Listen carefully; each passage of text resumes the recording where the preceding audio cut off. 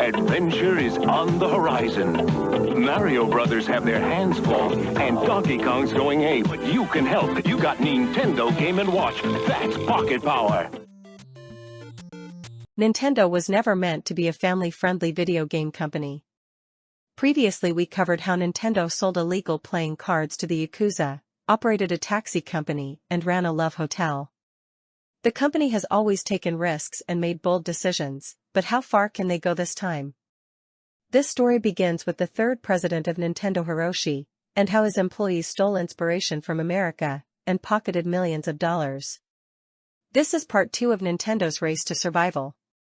One evening, Hiroshi met a childhood friend for dinner. He was an executive at an electronics conglomerate who told Hiroshi about the latest developments. Semiconductors and microprocessors were becoming cheap enough to use for entertainment products. Hiroshi was intrigued and looked into how they were being used. He discovered that American companies were selling video game consoles that connected to TV sets.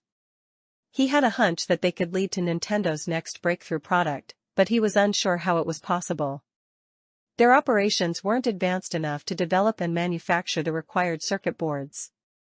Fortunately, one Nintendo engineer, Masayuki Uemura, came up with an idea, teaming up with Mitsubishi.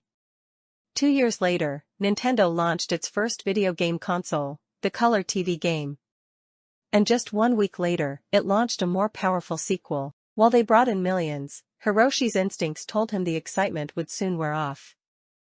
So he encouraged his team to throw away their old ideas and come up with something new. One day, Nintendo's janitor-turned-toymaker, Gunpei, stumbled upon an idea in an unlikely place. While riding a train one day, he woke up from a nap and saw a man playing with a calculator out of boredom. What if there was a game small enough that an adult could play discreetly while commuting, he thought to himself. For a while, he sat on the idea until he was asked to drive Hiroshi to a meeting. Hiroshi listened and even nodded but didn't seem interested. 1 week later, a group of executives from Sharp visited Nintendo. They were not only there to see Hiroshi but, to Gunpei's surprise, him as well. It turns out that at Hiroshi's meeting, he sat beside the head of Sharp and shared Gunpei's idea. Gunpei suggested they make a video game the size of a card holder that a person could hold in their lap and play with their thumbs. The Sharp executives looked intrigued but were skeptical. Is it worth becoming partners to reuse technology that had just become dirt cheap? They questioned. Still, they agreed to team up with Nintendo to help build Gunpei's idea. 3 years later, Nintendo launched the Game & Watch series, its first handheld video game console the size of calculators. The company hoped to sell at least 100,000 units. Instead, they sold 600,000 in the first year and couldn't keep up with the international demand. As they worked on expanding the series, Hiroshi set his eyes on a new goal, breaking into arcade games. In the US, it became the biggest business in entertainment, above movies and TV. Billions of dollars were pouring into coin-operated machines, and Hiroshi wanted to cash in. But first, he would have to put his faith in a man whom he once struggled to cut off from his family. The year that the Game & Watch series launched, Hiroshi's daughter, Yoko, visited Kyoto. For the past few years, she had been living in Vancouver, Canada, with her husband, Minoru Arakawa. Like Yoko, Minoru came from a wealthy family but didn't depend on them financially. After studying architecture at MIT, he became a trainee at Marubeni and worked on real estate projects outside Japan.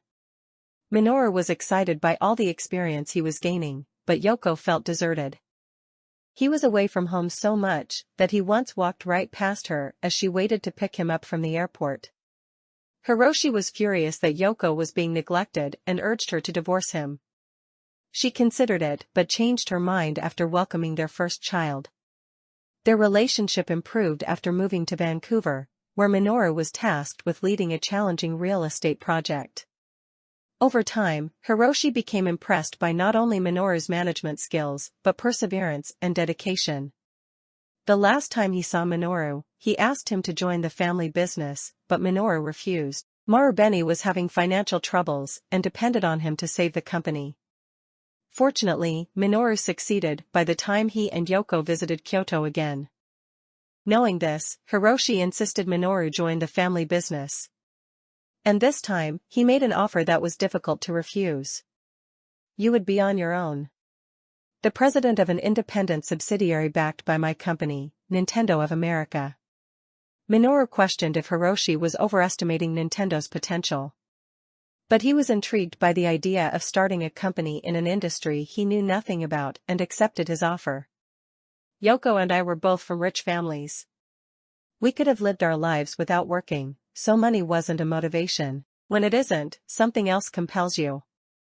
Minoru's first task as Nintendo of America's president was to break into the arcade business. So he and Yoko moved to New York to set up the company's headquarters and hire a sales team.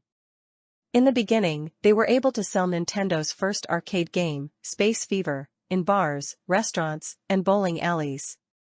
But as the industry slowed down, they struggled to sell more and warned Minoru that Nintendo needed a new hit. Fortunately, shipments of a new game called Radar Scope was already on its way from Japan. Minoru had already tested the market and saw positive results. He was so confident that it would turn business around that he placed a large order, but by the time it arrived, the excitement had died down. Radar Scope was considered old and boring, and few businesses were interested in buying it. Minoru had no choice but to tell Hiroshi he needed a new game quickly. Hiroshi was furious and regretted his decision to let Minoru take over. Neither of them would have ever imagined Radar Scope's failure would lead to Nintendo's first big hit. And it was all thanks to a designer who had never made a game before. Shigeru Miyamoto was one of the few designers at Nintendo. Since he was a child, he was always distracted by sketching or reading books, so much that it took him a while to finish his industrial design degree. When he finally did graduate, he worried about what kind of job he should take. He had no interest in working for a traditional company and knew he wouldn't survive its rigid structure. Eventually, he decided to try his luck at Nintendo. Hiroshi wasn't looking to hire designers and only made an exception after seeing Shigeru's portfolio. But there wasn't anything design-related that he could work on, so he was assigned to be an apprentice in the planning department. 3 years later, Shigeru was given a new and rare opportunity when Minoru frantically called Hiroshi for a new game. At the time, only engineers and programmers developed games, but all of Nintendo's were busy. So Hiroshi had no choice but to take a chance on Shigeru. Shigeru had never made a game before but always wondered why they didn't draw on great stories like books and movies, and decided to try himself.